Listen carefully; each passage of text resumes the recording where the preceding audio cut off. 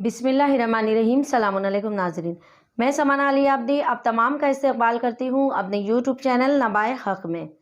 अगर आपने मेरे चैनल को सब्सक्राइब नहीं किया है तो अभी इसी वक्त सब्सक्राइब करें, क्योंकि इससे आपके इल्म में इजाफ़ा होगा और हमारी हौसला अफजाई होगी। आज का मेरा मौजू है 15 अगस्त, इंडिपेंडेंस डे, यानी आज़ादी का दिन, हमारी आज़ादी का दिन, हमारे हिंदुस्तान की आज़ादी का दिन। बिल्कुल, क्योंकि ये हिंदुस्तान एक बाग की तरह है।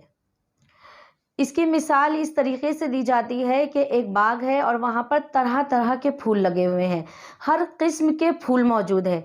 तो ज़रा आप सोचें, तसव्वुर करें कि ऐसा बाग जहाँ पर हर किस्म के फूल मौजूद हो तो वो किस कदर खूबसूरत लगता है, उस बाग के बनिस्बत कि जहाँ पर सिर्फ एक किस्म का फूल लगा हुआ हो। क्योंकि हिंदुस्तान में ऐसे ही बहुत से अलग अलग मज़ाहिब के लोग रहते हैं जो अपनी अपनी ज़बानें बोलते हैं और अपने अपने तरीक़े से अपनी इबादत को भी अंजाम देते हैं।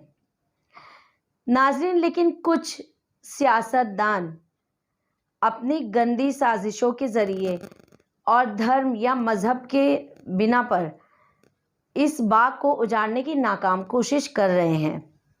मैंने ये बात का जिक्र इसलिए कर दिया क्योंकि हमारा मौजू कोई सियासत को लेकर बात करना नहीं है। हमारी गुफ्तगू जो रहेगी वो 15 अगस्त से ही रिलेटेड रहेगी, उसी से ताल्लुक़ रखती है। लेकिन इसलिए कि हर हिंदुस्तानी का, मैं आगाज़ में ही आपसे ये कहना चाहूँगी, क्योंकि जहाँ मैंने ये बाग का तबसरा किया है तो हमें अपने इस बाग को मालिक की तरह नहीं, एक माली की तरह हिफाजत करनी है। क्योंकि बाग में माली हर पौधे को पानी देता है, कीड़ों की दवाइयाँ मारता है, हर एक जो असराफ उसमें पत्तियाँ होती है वो तक माली निकाल देते हैं।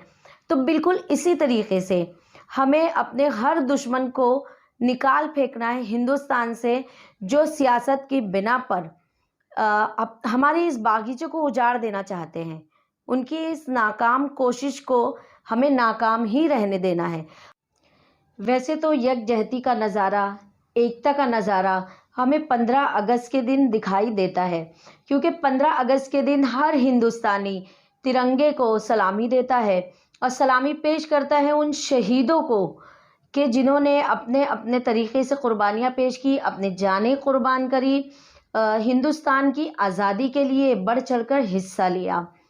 तो जहाँ क़ुरबानी का लफ्ज़ आया है तो नाज़रीन, बिल्कुल क़ुरबानी के नाम से तो एक अज़ीम क़ुरबानी हर किसी को याद आ जाती है, वो है इमाम हुसैन अलैहिस्सलाम की क़ुरबानी, जो उन्होंने दीन इस्लाम के लिए दी थी अपने अहल व अयाल के साथ।